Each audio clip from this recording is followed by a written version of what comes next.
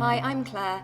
I'm Ella's Kitchen's nutritionist, and I'm going to talk to you about progressing through the texture journey for your little one. So when you start introducing purees, it's important to go for a relatively thin texture because all they've had up until now is their usual milk. So go for something that's about the consistency of pouring cream or runny honey, quite a thin texture, so you might need to add some of their usual milk to the puree that you've made. Soft cooked vegetables or cooked fruit are great first foods, but we always recommend going for a range of different single veg tastes.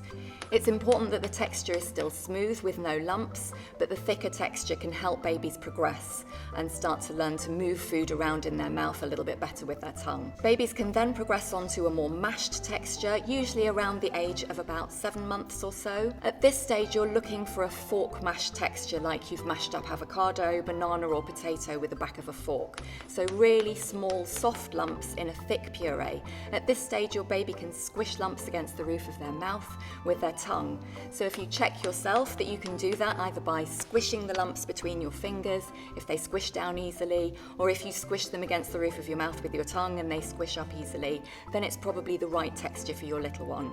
It's really important that you progress the texture along because it helps them learn to chew, learn to move food around in their mouth and learn to swallow.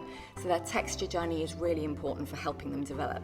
When you're offering mash textures at around the age of 7 months or so, the piece size is quite important. So around about the size of a lentil, for example, is a great idea. But if your baby's struggling with it being too lumpy, then just blitz it down a little bit further and then slowly make the lumps a little bit bigger for them. At this stage, it's important to avoid any textures that might be too challenging, so gristly meat or food with really tough skins like peppers, or large pieces like whole peas or sweet corn, as this can be a little bit too tricky for your little one.